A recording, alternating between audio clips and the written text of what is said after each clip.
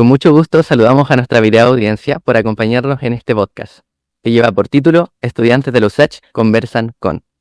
Mi nombre es Amaro Sagredo, soy estudiante de Ingeniería Civil Industrial, y en este caso me acompañan Irma Pizarro, estudiante de Astrofísica con una mención en Ciencia de Datos, y Eloísa Pérez, estudiante de Ingeniería Física, todos de la USACH. Esta iniciativa surge en base al Centro de Integración, Ingeniería y Sociedad, para favorecer la comprensión y la canalización de diálogos creativos y funcionales sobre ciertas temáticas de interés social, para llevarlas a cabo, en conjunto con lo que respecta a los estudiantes del Laboratorio de Emprendimiento Organizacional, también conocido como el LEO. Bajo este mismo centro se encuentra el diseño y el desarrollo y también la supervisión. En este caso nos acompaña una gran entrevistada, doctora en astrofísica y técnicas especiales, y también una académica reconocida. Demos un fuerte aplauso, por favor, a doctora Mónica Rubio, a quien también agradecemos profundamente por aceptar conversar con estudiantes de la Universidad de Santiago de Chile. Para comenzar, ¿cómo está, señora Rubio? Muy buenas tardes. Ahora aquí estoy un poco resfriada todavía, pero muy contenta de estar aquí con ustedes para poder conversar. Perfecto, muchas gracias. Para que la audiencia la pueda conocer un poco más, voy a compartir algunos datos biográficos sobre usted. Es la mayor de 3 hermanos, y los fines de semana, mientras su hermana menor leía libros y hacía manualidades con su madre, la doctora Rubio, ayudaba a su papá a arreglar las cosas averiadas de la casa. En su infancia, mientras estaba de vacaciones en el campo de sus abuelos en Matanzas, pasaba las noches mirando hacia arriba, preguntándose por aquellos puntos luminosos en el cielo. Cuando tenía 15 años, su madre encontró una asociación de astrónomos aficionados y la motivó a asistir. Así, en su adolescencia, cambió las fiestas y juntas con sus amigas por ir a mirar al cielo al Cerro Pochoco. Mientras iba camino a matricularse en la carrera de medicina, decidió estudiar licenciatura en Ciencias en la Universidad de Chile, el único camino que la podría llevar al magíster en astronomía en esa época. Obtuvo la licenciatura en Ciencias el año 1976 y el magíster en astronomía en el año 1982, ambos en la Universidad de Chile. La doctora Rubio es madre de 3 hijos y casada por más de 40 años. Profesora titular en la Universidad de Chile, se ha desempeñado como académica en el Departamento de Astronomía de la Facultad de Ciencias y Matemáticas desde 1979. Luego, en 1992, obtuvo su doctorado en astrofísica en la Universidad de París. Su investigación principal se centra en el estudio de propiedades y condiciones físicas del medio interestelar y el proceso de formación de estrellas en sistemas de baja metalicidad. Ha sido invitada como profesora a importantes universidades como Harvard, Columbia, Arizona, Yale, Berkeley y Maryland. También al Observatorio de París, la Escuela Normal Superior y al Instituto de Astrofísica Espacial en Francia, la Universidad de Bonn y la Max Planck Institute en Alemania. Tiene más de 150 artículos en revistas indexadas, como Nature, Astrophysical Journey, Astronomy and Astrophysical Journal, Astronomical Journal, entre otras, las que han sido citadas en más de 4.500 ocasiones por sus pares. Entre los reconocimientos más importantes ha recibido se encuentra el 2004 el premio Woman Who Make a Difference de IWF. En 2005 fue distinguida dentro de las mejores 100 mujeres líderes de El Mercurio, y en 2016 se le otorgó el premio a Mujer del Año. Fue presidenta de la Sociedad Chilena de Astronomía y dirigió el programa de astronomía CONICIT entre el 2007 y el 2014. En 2015, su estudio sobre una nueva forma de maternidad estelar descubierta tras el hallazgo de una incubadora de estrellas al alero de Wolf Lundmark Melot y usando el radiotelescopio ALMA. Fue publicada por la revista Nature, trabajo en que fue difundido intensamente a nivel global. Integró el directorio de los observatorios internacionales ALMA, Gemini y APEX, así como el directorio de la revista científica europea Astronomy y an Astrophysical Journal. En 2021 fue galardonada con el Premio de Ciencia Nacional de Ciencias Exactas, y en 2024, algo más contemporáneo, fue anunciada como vicepresidenta de la Unión Astronómica Internacional, convirtiéndose en la primera mujer chilena en obtener el cargo. Luego de este gran currículum, profesora, ¿algo que usted quisiese agregar? Yo creo que es bastante, ¿no? Quizás mencionar mi relación con la Universidad de Santiago, que soy miembro del Planetario de Santiago desde hace muchos años, sigo siendo miembro del directorio y por 3 años y medio fui miembro de la Junta Directiva de la Universidad de Santiago. Así que muy contenta de estar aquí nuevamente. Perfecto, doctora. Muchas gracias. Ahora queremos comenzar con realizarle algunas preguntas. Primero que nada, doctora Rubio, ¿nos podría compartir su inspiración para estudiar astronomía? Quizá tuvo alguna figura o inquietud especial que la motivó particularmente a interesarse por las estrellas y sus diversas agrupaciones, configuraciones. Bueno, parte de este entusiasmo y interés, ya lo mencionaste, desde muy pequeña a mí me interesaba el cielo. No diría yo que tuve algún referente, pero sí me impactó mucho un libro que se llama El Universo de Isaac Asimov, que lo llegó a mis manos, no recuerdo cómo, y lo leí y me encantó. Así que más bien fue por ese lado el hecho de querer dedicarme a estudiar astronomía, que fue lo que me motivó. Doctora, ¿podría relatarnos con palabras simples, dirigidas a personas que no son especialistas, en qué consisten sus focos investigativos y contribuciones al conocimiento asociado y qué le significaron para ser galardonada con el Premio Nacional de Ciencias? Bueno, como ya se dijo acá, mi investigación se ha centrado en estudiar el medio entre las estrellas, que contiene gas, contiene polvo, y el lugar donde se forman o nacen las nuevas estrellas. Porque por mucho tiempo sabíamos que las estrellas vivían y morían, y por lo tanto tenían que nacer. Pero no sabíamos dónde ni cómo se producía ese proceso. Y la razón fundamental por qué no sabíamos era porque este proceso es invisible a los humanos y por lo tanto a los telescopios. Y necesitamos otras técnicas para poder investigar y estudiar estas regiones. Y esas técnicas son a través de la radioastronomía y también las observaciones en el infrarrojo.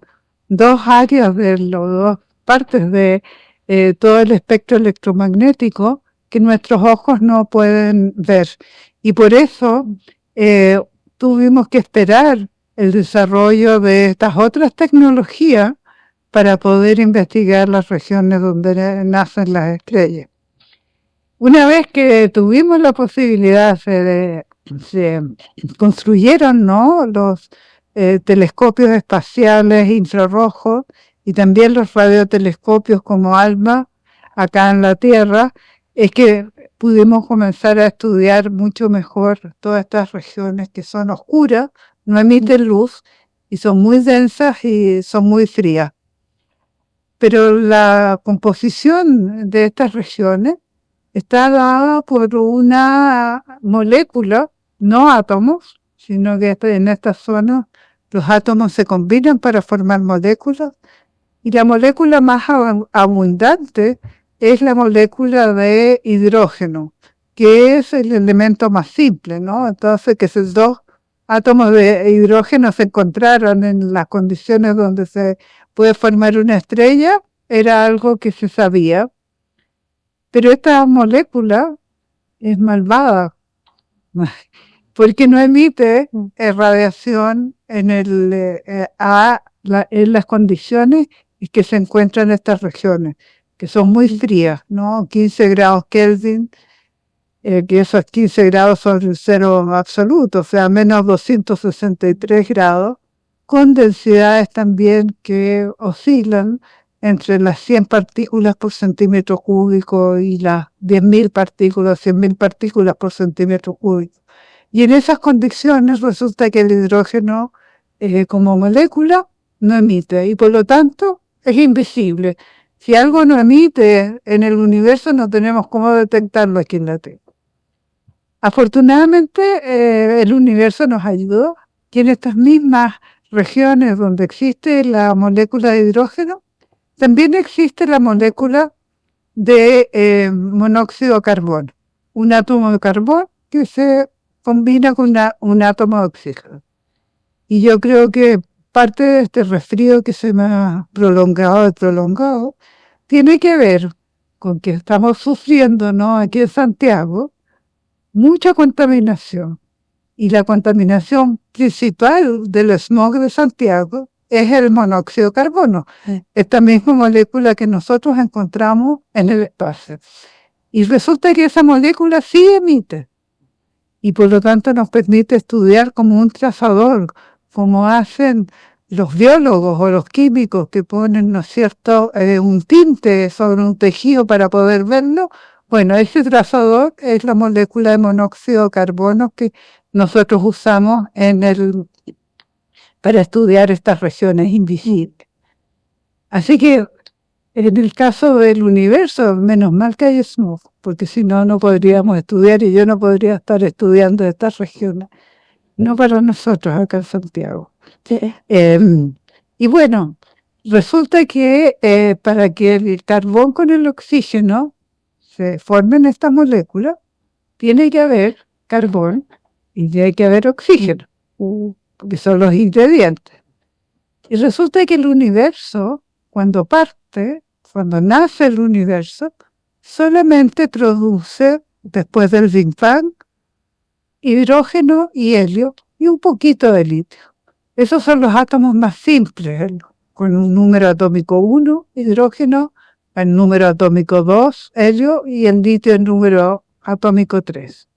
Todo el resto de los átomos que nosotros conocemos en la tabla periódica, por distintos mecanismos y distintos procesos que ocurren en las estrellas o en la muerte de las estrellas, se forman todos los otros elementos.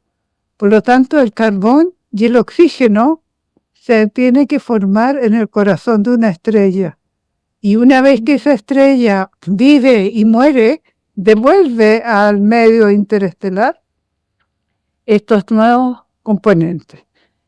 Y en la vida del universo, el universo se ha ido contaminando químicamente, cada vez con átomos más de carbón, de oxígeno, de nitrógeno, y así sucesivamente. Entonces, resulta que en nuestra galaxia tenemos medido cuánto es la cantidad de carbón y de oxígeno que hay en el medio interestelar. Y las galaxias que yo estudio, que las llamamos de baja metalicidad, porque llamamos metales los astrónomos a todos los átomos que tienen número atómico mayor que 3. Para nosotros son metales. Sí. Resulta que en la nube grande de Magallanes, la cantidad de carbón y de oxígeno es un 50% solamente de lo que encontramos en nuestra galaxia. Y en la nube menor de Magallanes es solo un 20%. Y en esta galaxia WLM que yo he estudiado, es solamente un 13% de carbón y de oxígeno. Por lo tanto, el que se forme la molécula de monóxido de carbono si hay menos ingredientes, resulta que es más difícil.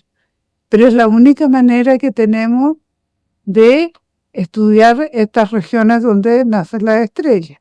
Y la pregunta es, bueno, ¿cuáles serán las propiedades de estas regiones? ¿Serán como las que hay en nuestra galaxia?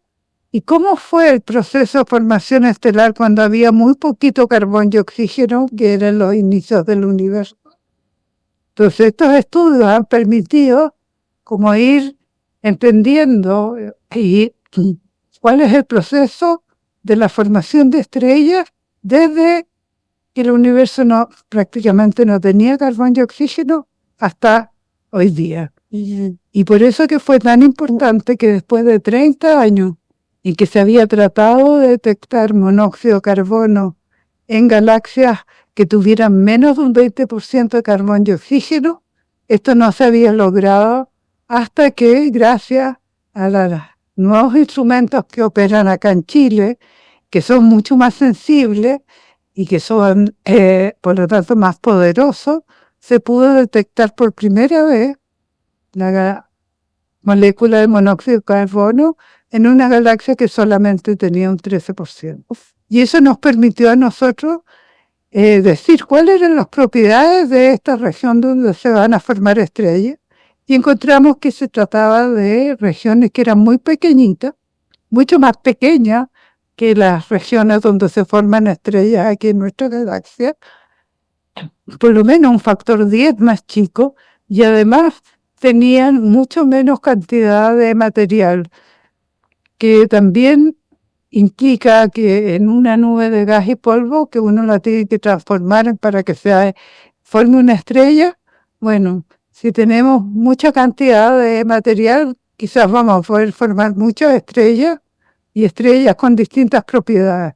Si tenemos poca masa, no vamos a poder formar la misma cantidad de estrellas, vamos a formar menos cantidad de estrellas, y eso fue lo que llamamos, ¿no es cierto?, nosotros como una incubadora, porque las estrellas que podrían formar, de acuerdo a los estudios que hicimos, son estrellas diferentes a las que de menor masa, ya que las que se forman en nuestra galaxia. Así que ese es el estudio, y que ha seguido desde el 2015 para adelante, y ya tenemos otras galaxias donde que tienen menos cantidad de carbón y oxígeno, que las acabamos de detectar también ahora con ALMA, así que vamos corriendo, ¿no? La valla. No sé si eso te explica en manera simple lo que yo hago. Y doctora, según usted, ¿qué importancia recibe Chile en la astronomía mundial? Bueno, Chile es reconocido por toda la comunidad astronómica internacional, la capital mundial de la astronomía. Todos los grandes observatorios más poderosos y más potentes están instalados, los que se están construyendo, están instalados en el norte de nuestro país. Por lo tanto, todo el estudio del universo que se pueda hacer desde observatorios ubicados en la Tierra, se hace desde nuestro país. Así que sin duda Chile es el epicentro donde todos los descubrimientos del universo se están haciendo actualmente y se van a seguir haciendo en el futuro. Perfecto. Doctora, usted fue nombrada, como mencioné, en 2021 vicepresidenta de la Unión Astronómica Internacional. Post este merecido reconocimiento, sobre todo, ¿qué significado tiene para usted ese nombramiento? El nombramiento como vicepresidente de la Unión Astronómica Internacional viene como a culminar una trayectoria muy internacional que yo he tenido. Todas mis investigaciones y todo mi trabajo ha tenido no solamente colaboradores internacionales, sino que ha tenido un reconocimiento a nivel mundial desde muchos años. Siempre estaba invitada, ¿no?, a las conferencias para presentar los nuevos resultados. Siempre me estaban invitando para ser miembro de los comités organizadores científicos de conferencias a nivel mundial, y por lo tanto el hecho de que me hayan escogido como vicepresidenta de la Unión Astronómica Internacional representa un reconocimiento a la investigación que yo he podido realizar desde Chile y todos los aportes que yo he podido hacer en esta área del universo, ¿no?, el conocimiento del universo. Por lo tanto, es un reconocimiento que me pone, no sé, me honra mucho, y que también me pone muy contenta, porque permite también seguir apoyando el desarrollo de la astronomía a nivel mundial, pero en particular también a nivel de Chile, y también mostrar a las nuevas generaciones, porque yo siempre digo que el talento y las capacidades no tienen género, que invitar entonces a las jóvenes a que se dediquen a carreras, a estudios como astronomía o cualquier carrera STEM, ingeniería, ¿no es cierto?, matemática, física, ingeniería física, astrofísica, computación, porque no tiene que ver con el género, eso tiene que ver con un tema histórico-cultural, pero el talento y las capacidades no tienen género, así que me permite a mí también invitar a las nuevas generaciones a que si les gustan estas áreas, se dediquen y no escuchen a los prejuicios sociales. Sí, doctora, siguiendo como un poco esa línea, yo sé que usted estudió licenciatura en ciencias antes de especializarse en astronomía en un tiempo donde no había muchas mujeres en esas áreas. Entonces, ¿cómo fue esa experiencia y qué desafíos enfrentó en los primeros años de su formación? ¿Y qué cree que fue lo más difícil de estudiar ciencias siendo mujer en una época donde quizás fue la única en la sala? Bueno, la verdad es que cuando yo entré a la Escuela de Ingeniería en la Universidad de Chile, en Bochef, que era la única universidad que tenía astronomía en ese momento, claro, entramos 800 y los cuales éramos 20 mujeres, ¿no? Así que siempre fuimos una minoría. La verdad es que yo los primeros años de estudio, mi interés y estaba más focalizada en aprobar los ramos, en poder ir avanzando cada año para lograr estudiar astronomía, que no tengo mucha noción de qué es lo que pasaba a mi alrededor. Mi grupo de estudio eran compañeros, ya varones y algunas mujeres también, que estudiábamos física, me acuerdo, juntos. La parte de matemáticas la estudiaba yo generalmente más sola porque había que hacer muchos ejercicios y ejercitarse, pero en los ramos de física ahí hay que entender un poco más y ahí estudiamos y ellos, mis compañeros de estudio, siguen siendo mis amigos todavía después de tantos años, así que en realidad ahí no tuve ninguna noción ni ningún problema por ser mujer. Yo estaba como súper concentrada y focalizada en aprobar los ramos. Así que siempre comento nomás que la Escuela de Ingeniería no estaba preparada para tener mujeres porque había un solo baño en toda la facultad abierto a mujeres. Entonces, porque claro, en los distintos departamentos siempre hay baños, pero siempre los baños mujeres están con llave, porque son para la secretaria, para el personal administrativo y se manejan con llave. Entonces, si uno quería ir al baño, se tenía que cruzar de una facultad a otra hasta llegar donde estaba el baño. Entonces, eso sí me acuerdo perfectamente de tener que caminar mucho para poder lograr llegar al baño o, como hacemos las mujeres, nos hacemos amigas de la secretaria, de la bibliotecaria y entonces nos prestaban el baño más cerca. Pero esa fue como mi experiencia.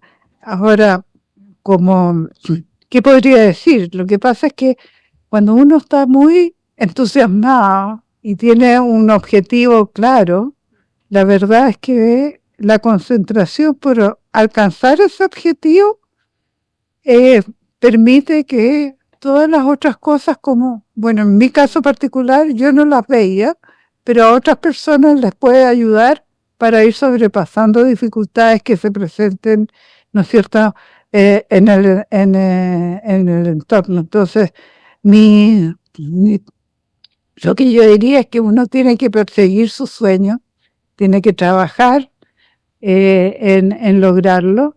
Y también yo tenía este concepto de que lo que importa es el trabajo que uno hace para lograrlo. Si no llega a la meta, bueno, quizás no tenía las capacidades, no tenía el talento suficiente, pero hice todo el mayor y el mejor esfuerzo que estaba en mí para lograrlo. Y en eso yo creo que la ciencia es parecida no sé, al deporte, ¿no? Si uno quiere ganar una carrera, bueno, tiene que entrenar muchas veces, y a veces gana y otras veces no gana, pero uno se queda con la tranquilidad de que lo dio todo y bueno, siempre hay otras deportistas que son mejores que uno. Doctora, considerando su trayectoria en la defensa de los cielos oscuros de Chile, ¿cuál cree usted que debería ser el rol del Estado frente a megaproyectos astronómicos que amenazan, como INA, que amenazan con comprometer no solo el patrimonio astronómico nacional, sino también décadas de inversión astronómica y científica internacional? Bueno, sin duda que yo creo que Chile, y en eso Chile ha hecho mucho por proteger el cielo tanto la contaminación lumínica como la contaminación de radio desde hace muchos años. Chile junto con España son los países pioneros en dictar normativa de luminarias y de iluminación para poder proteger entonces los sitios astronómicos. También se han determinado áreas de interés científico que se han protegido mediante legislación y normativa y en eso Chile está muy avanzado. Lo que pasa es que a veces no es posible poder fiscalizar que se cumplan las normativas. Y eso es un problema más bien general al país, ¿no? Pero las normativas están. Ahora, yo creo que eso y a medida que más se sabe de la importancia de Chile en el concierto mundial para la investigación astronómica del universo, todos queremos proteger el cielo. Y ahí, no sé, lo que yo digo siempre, lo que nosotros necesitamos iluminar es donde estamos nosotros, donde están los ciudadanos, que es el suelo, las veredas, las calles, ¿no es cierto?, los patios. Pero no necesitamos que eso es hacia abajo, no necesitamos iluminar hacia arriba. Entonces, así como mi lema, iluminemos el suelo, no iluminemos el cielo. Y eso yo creo que poco a poco se está logrando.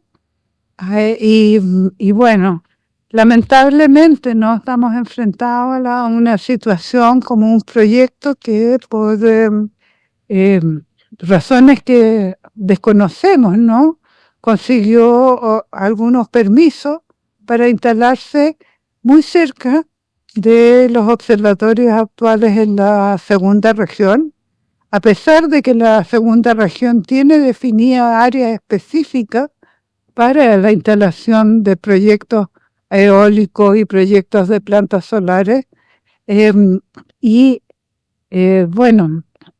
Por supuesto es una amenaza muy importante para la calidad de estos cielos, que además son los más oscuros de todo el planeta. No existe en otra parte del planeta cielos tan pristinos y tan oscuros como los que están en la segunda región de nuestro país. Yo pienso que esta amenaza lo que nos obliga a nosotros como astrónomos y también a las autoridades chilenas y ojalá apoyadas por todo el público, es que tenemos que hacer más estrictas nuestras normativas internas para que no ocurran situaciones como la que estamos enfrentando ahora. No sé finalmente cuál va a ser la solución a esta situación con esta planta, pero sí creo que nos permite trabajar todos unidos para proteger de mejor manera nuestro cielo del norte de Chile. Si la planta y el puerto se instalan a 50 kilómetros y no a menos de 20, no habría ningún problema. Pero no es esa la situación actual. Así que es una lástima, pero yo estoy esperanzada que se pueda encontrar una buena solución y que, bueno, tanto las autoridades, los astrónomos y la ciudadanía y ojalá las empresas estén dispuestas a hacer los cambios necesarios, porque una planta industrial o un puerto se puede cambiar de lugar. El cielo no lo podemos mover, no podemos decir este pedazo de cielo lo vamos a mover más allá, ¿no? No lo podemos hacer por toda la plata del mundo, simplemente no se puede. En cambio, todo lo que ocurre en la superficie de la Tierra sí lo podemos ubicar en otro lugar. Y señora Rubio, en su calidad de expresidenta de la Sociedad Chilena de Astronomía, ¿cuál cree que son los desafíos más urgentes para la comunidad astronómica nacional?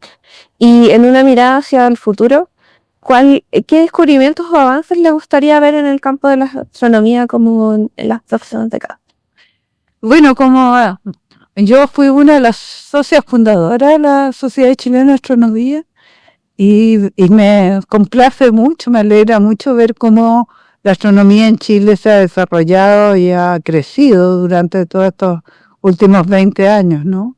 De ser 3 universidades donde había astronomía el año 2020-21, cuando se creó la Sociedad Chilena de Astronomía. Hoy día tenemos 23 universidades, entre ellas aquí la Universidad de Santiago, que están con grupos de astronomía. Así que por ese lado, una de los sueños o de las tareas que en un momento nos propusimos fue justamente de poder aumentar el número de astrónomos profesionales en nuestro país, y eso después de 20 años se ve reflejado en el número de instituciones y el número de astrónomos profesionales que tenemos. Así que por ese lado, eso ha sido una tarea importante. La Sociedad Chilena de Astronomía también se ha transformado en la voz de la astronomía oficial ya en Chile, lo cual también creo que es muy importante. En cuanto a los desafíos, yo creo que hay varios desafíos.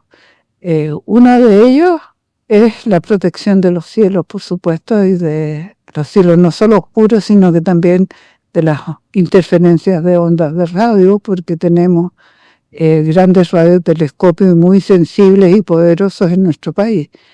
El otro elemento muy importante que yo creo que tiene que ver con que seguir protegiendo lo que los astrónomos llamamos el acceso al tiempo de telescopio en un 10%. Esta es la práctica habitual y todos los convenios internacionales que se han firmado, no solamente que Chile ha firmado, la Universidad de Chile, desde un comienzo solicitaron que los astrónomos chilenos, en esa proporción del número de noches disponibles, pudieran utilizar todas estas instalaciones. Y eso ha sido muy importante para el desarrollo de la astronomía. Ha atraído mucho talento internacional a nuestro país, a nuestras universidades. El solo hecho de que, estando acá en Chile, se tiene acceso a los mejores instrumentos. Tenemos estudiantes del extranjero que quieren ahora venir a hacer sus doctorados y sus magísteres en nuestro país. Estamos compitiendo entonces con las grandes ligas, ¿no? Como siempre se pensaba ir, ¿no es cierto?, a las universidades emblemáticas en Estados Unidos o a los grandes centros en Europa. Ahora ellos quieren venir acá a Chile.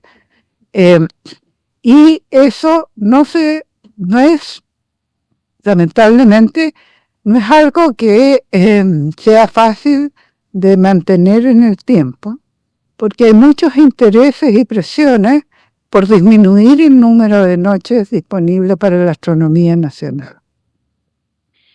No hemos tenido ningún inconveniente con todos los observatorios internacionales norteamericanos o japoneses que están ubicados acá en nuestro territorio. Todos ellos acceden porque esa es la práctica.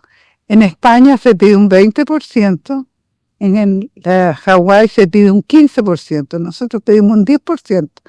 Y además el país le entrega una serie de privilegios y exenciones, como que están liberados de todo impuesto de operación, no pagan IVA, no pagan contribuciones por los grandes terrenos donde están ubicados. Todo eso es una cantidad de recursos que el país deja de recibir, ¿no? Al no tener esos impuestos, que podría beneficiar muchas otras áreas donde nuestro país es deficitario. Lo más duro ha sido, y en forma constante fue, y en eso también tuvimos una participación muy, muy importante, lograr que el acuerdo internacional que Chile había firmado con el Observatorio Europeo Austral, eso, que reúne, en esa época eran 7 países europeos, hoy día ya son 16, en los acuerdos con el gobierno de Chile en los años 60 no se incluyó ese 10%. Y en los años 90, 95 se logró modificar ese acuerdo, que es un tratado internacional, que tuvo que además ser ratificado por el Congreso para que se modificara, así que fue una labor y una tarea de varios años lograrlo. Y desde entonces hemos estado con la permanente presión por parte de esta organización de reducir el 10% de tiempo chileno, de distintas maneras. Una cosa es lo que está escrito, pero después vienen las implementaciones. Y ya para el telescopio VLT, que está funcionando desde hace 20 años en Paraná, se puso una cláusula que del 10%, el 5% tenía que ser en colaboración con los astrónomos europeos. Por lo tanto, el otro 5% nomás es, por así decirlo, de libre disposición. Chile y los astrónomos que trabajan en instituciones chilenas pueden colaborar con quien quiera. Bueno, para el próximo telescopio, el Extreme Large Telescope, ELT, esa es la cláusula, redujo ese 5% a un 2,5%. Entonces estamos cada vez, la cantidad de noches o de acceso a los instrumentos que ellos quieren operar en Chile, se ve que va disminuyendo, porque va limitando entonces la soberanía que puede tener la astronomía chilena para dedicarse a investigar áreas donde los astrónomos chilenos quieren investigar, no lo que están investigando los astrónomos europeos, porque a lo mejor podemos tener ventajas comparativas de investigar cosas que ellos no van a investigar, por las razones que sean. Así que ese es un desafío importante. Yo creo que para la comunidad astronómica chilena y para el país, es lograr tener que esto sea parejo para todos y que no esté cambiando permanentemente ni se sienta amenazado por disminuir el acceso de los astrónomos chilenos a estas instalaciones. Como también el desafío de proyectos a futuro que en vez de otorgar noches de observación, son proyectos que lo que generan son una gran cantidad de datos, como lo que vimos hace 2 semanas atrás con el Veracruz Telescope, en que va a hacer un mapa del cielo, ¿no?, completo cada 3 noches. Bueno, Chile no podía pedir, yo quiero este pedacito, el 10% de este pedacito de Chile, aunque yo hubiera estado feliz que hubieran sido las 9 Magallanes, ¿no? Pero bueno, no se podía. Entonces se buscan equivalentes a ese 10%. Y eso se ha logrado hacer con las instituciones norteamericanas. Y esa relación ha sido siempre bastante más fluida. Incluso el telescopio Giant Magellan Telescope, que es un telescopio de 25 metros que se va a construir también en la 4ª región y que va a ser pionero incluso más con propiedades, va a ser más sensible a tener mejor resolución que el telescopio espacial Webb que está ahora. Ellos dan el 10% del tiempo de telescopio a los chilenos y no se preocupan de nada porque ellos desde un comienzo siempre han funcionado así y respetan eso. Entonces yo creo que ahí hay un tema que es importante de mantener, porque los astrónomos más jóvenes no conocen esta historia. Ya piensan que el 10% ya está asegurado de por vida, pero no. Cuando los intereses son importantes, las inversiones, ¿no? Como tú mencionabas, ya estamos hablando de proyectos que cada uno de ellos son más de 2.500 millones de dólares, o sea, el 10% de esa inversión para que la utilicemos nosotros es un costo muy importante para quien está enfrentando a ese financiamiento, ¿no?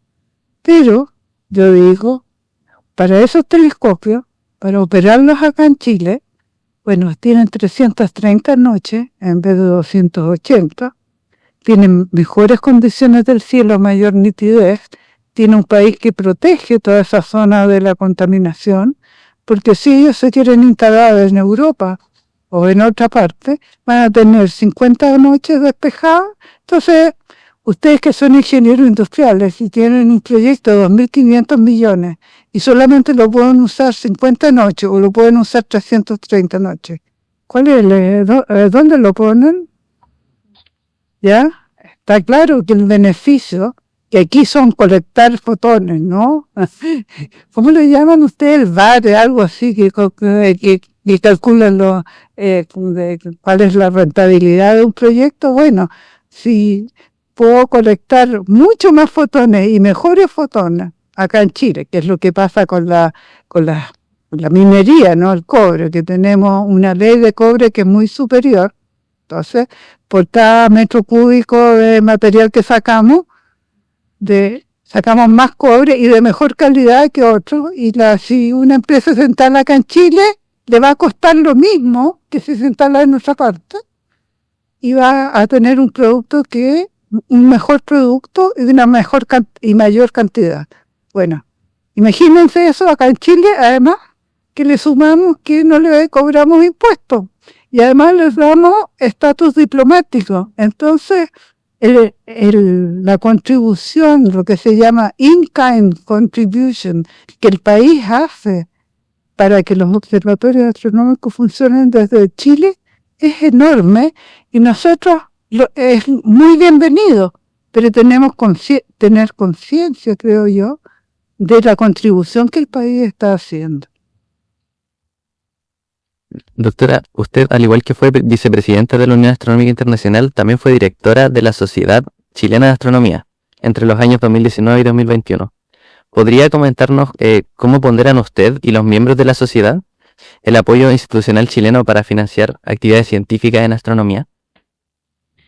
Bueno, yo diría que nosotros como astrónomos en Chile tenemos acceso no solamente a las instalaciones de vanguardia que están instaladas acá, sino que durante los distintos negociaciones que se han hecho con los observatorios internacionales, se ha logrado tener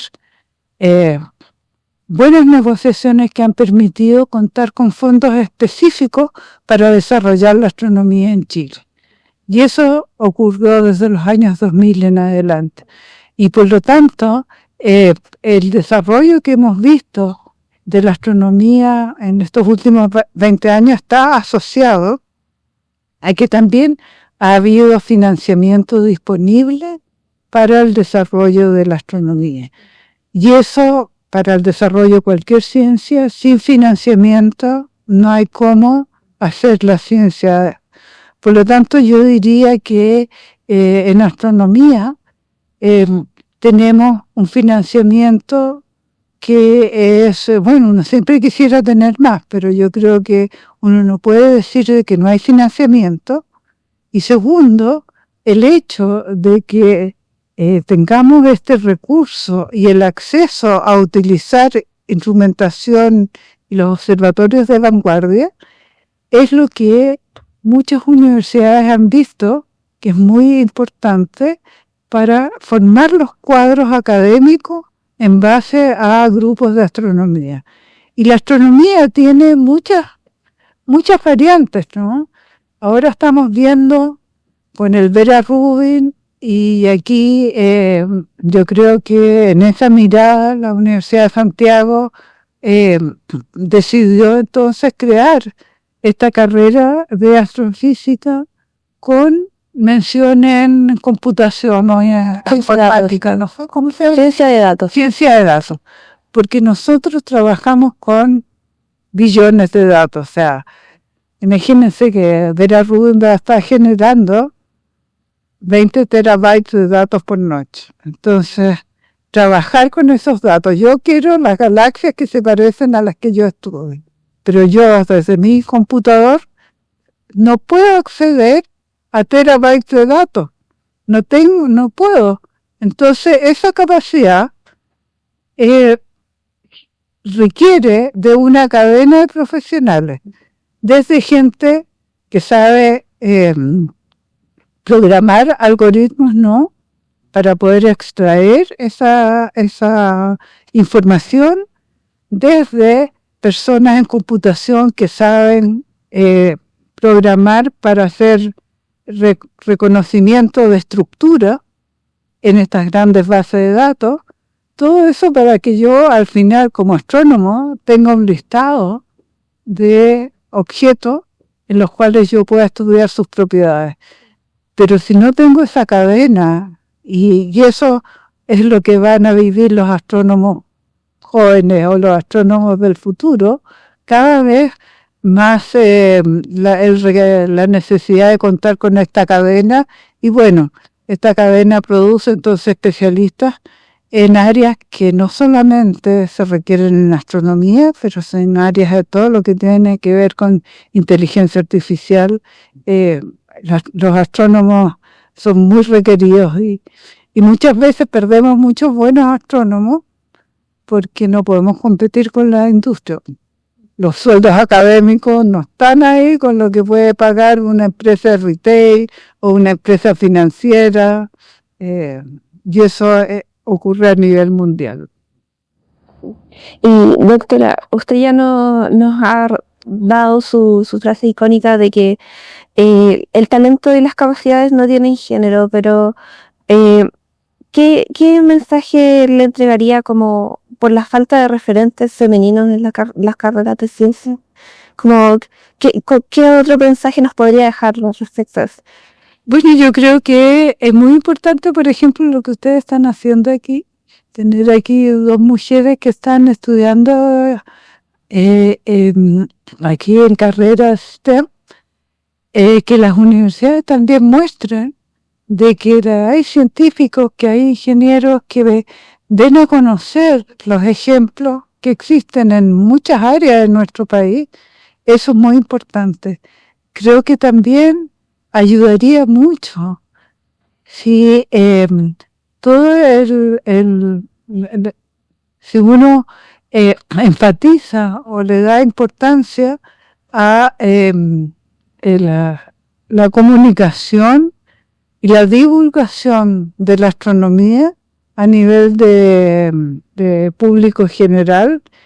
Creo que eso también es muy importante, y ahí creo que necesitamos más periodistas científicos que puedan entonces transmitir y dar a conocer lo que se hace sobre todo particularmente en las áreas donde hay pocas mujeres, pero que necesitamos que eso se conozca, aunque sean pocas, pero que se conozca, que exista, y esa difusión y esa divulgación yo creo que todavía estamos al debe, y yo creo que ahí es algo que se puede avanzar, quizás teniendo una interdisciplinaridad entre carreras de STEM con carreras como periodismo o como educación también, donde incluso con carreras más artísticas, ¿no? Para que lo que las mujeres podemos hacer en ciencia es parte de la cultura de un país, es parte como ser artista, es parte como ser músico, es parte como ser científico. Entonces yo creo que ese podría ser algo que podría yo pensar a futuro. Profesora, siguiendo este mismo hilo, ¿qué crees que aún falta por hacer para que más mujeres puedan acceder y desarrollarse en posiciones de liderazgo dentro de la ciencia chilena?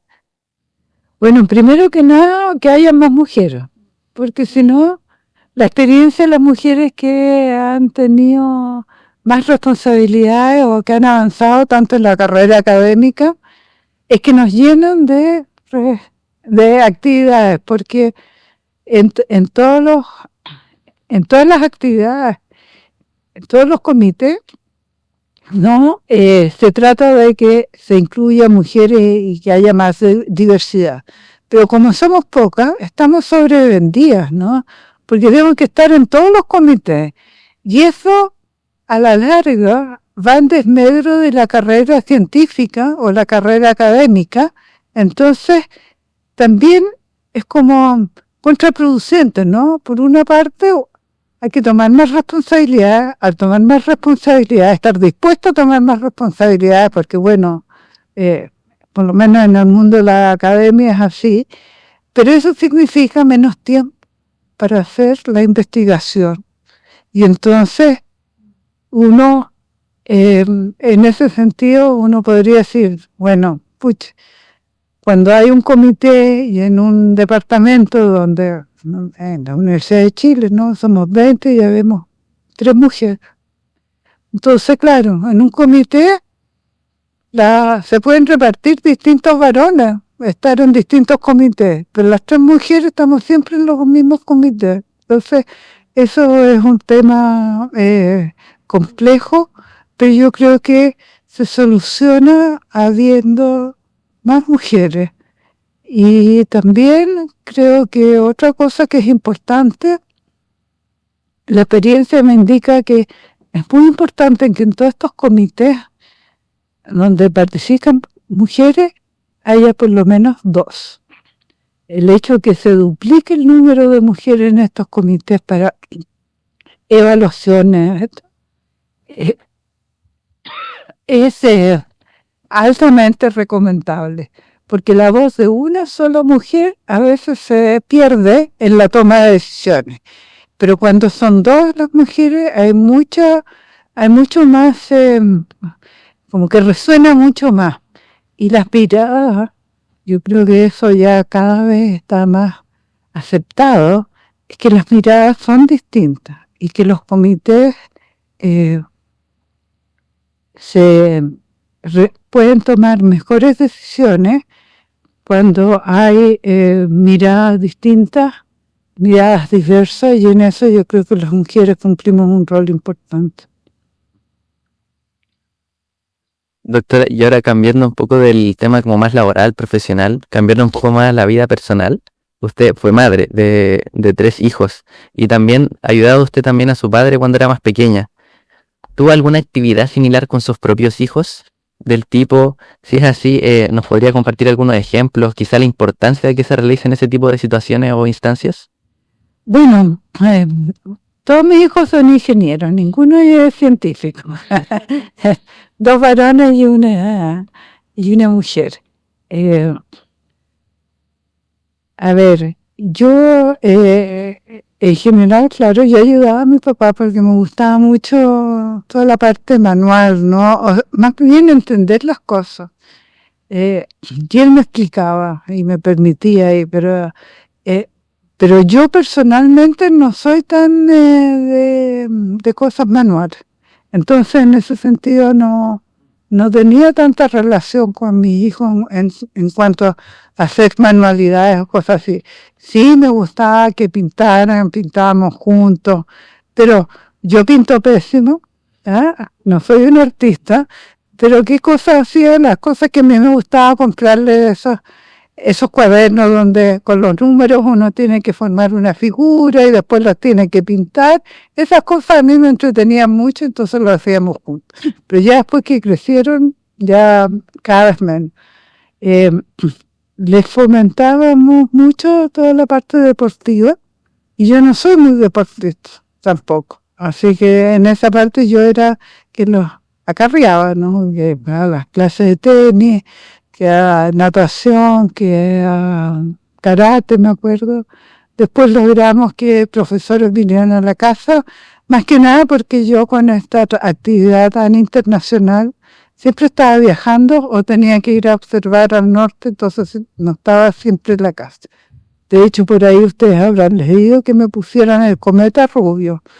Porque de repente estaba en la casa y de repente no estaba en la casa. Así que ese es mi sobrenombre familiar, el cometa rubio. Así que lo que sí es que tuve la oportunidad de llevarlos a todos a los observatorios profesionales para que vieran donde yo pasaba gran parte de mi tiempo y también pudiera mirar con un telescopio el cielo. Yo no tengo telescopio en mi casa, pero en las noches en el sur donde veraneamos mirábamos el cielo y yo con uno de estos punteros láser les iba contando distintas historias respecto a cuál era la estrella, a cuántos años luz estaba, qué tipo de características, y eso lo pasábamos bien, y ellos se acuerdan mucho de esas. Después tratábamos de encontrar satélites, obvio. Ahora es re fácil, uno mira, está lleno de satélites, antes no habían tantos orbitando, así que esas serían como las actividades más. Todos ellos tienen mucho talento musical, cosa que yo tampoco tengo. Eso viene todo por el lado de mi marido, y tocan piano, tocan guitarra, ¿no? Esto, cantan, y yo, nada, toco el timbre, ¿no? Me encanta la música, me encanta ir a conciertos, pero yo no tengo ningún talento artístico ni musical. Perfecto. Bueno, doctor, ahora cambiando abruptamente de tema de las preguntas y todo eso, vamos a realizar una especie de juego en el que cada uno de nosotros le vamos a decir un concepto. Usted nos va a responder con una frase cortita, una palabra, y bueno, eso en resumen. Si le vamos a lanzar un concepto, usted responde una frase o palabra y con eso es suficiente. Ya, agujero negro. Algo inimaginable que finalmente se transformó en una realidad. Starlink. Starlink, bueno, fantástico para todo lo que es comunicaciones, un dolor de cabeza para astronomía. Entropía. Caos. Y alma. ¿Alma? Bueno, alma tiene dos significados, ¿no? Una parte muy espiritual y segundo, un instrumento formidable. Redes sociales. Redes sociales. Complejas. IA o inteligencia artificial. Inteligencia artificial, preocupante si es mal usada. Universo. Universo, lo desconocido, lo por explorar. NASA. NASA. Una organización que nos permite tener satélites, o sea, observatorios espaciales. Premio Nacional de Ciencias Exactas. Una alegría. Y supernova. Preciosas. Pensamiento crítico. Fundamental en la vida. Big Bang. Algo enorme. Y cielo oscuro. Maravilloso. Vida. Queda asombrosa. Planetario Sach. Un planetario magnífico. Ya por último, para cerrar esta entrevista. Muy entretenida, lo he pasado muy bien. Difícil es la pregunta, pero espero haberlas contestado. Totalmente. Doctora Mónica, agradecemos profundamente lo que es esta valiosa y enriquecedora para nosotros conversación. Quisiera pedirle que nos comparta qué le pareció esta experiencia y si es que puede extender una invitación para que puedan visualizar este podcast. Bueno, muy contenta de haber participado aquí en este podcast. Muy interesantes las preguntas, venían todos muy bien preparados. Creo que es una instancia fantástica y muy necesaria para dar a conocer lo que es la ciencia a través de este tipo de encuentros y de conversación. Además, lo pasé bien e invito a los demás invitados que se animen y que vengan a conversar con los chiquillos y chiquillas. Perfecto, muchas gracias. Antes de cerrar el capítulo y como muestra de agradecimiento por su tiempo, por conversar con nosotros, nos gustaría hacer la entrega de una publicación con motivo de conmemoración del planetario. Sí, Eloisa, muchas gracias. Por favor. Muchas gracias. Eso y también unos sachin, que es nuestra mascota El histórico símbolo de la universidad. Mira, qué bonito. Así que esperamos que pueda ser de su agrado. De todas maneras, muchas gracias. Precioso este libro. Así que muchas gracias. Perfecto. Así que ya habiendo finalizado, darle muchas gracias a todos los videntes y los invito a seguir también nuestras cuentas en YouTube y redes sociales. Así que eso, hasta una nueva edición. Muchas gracias.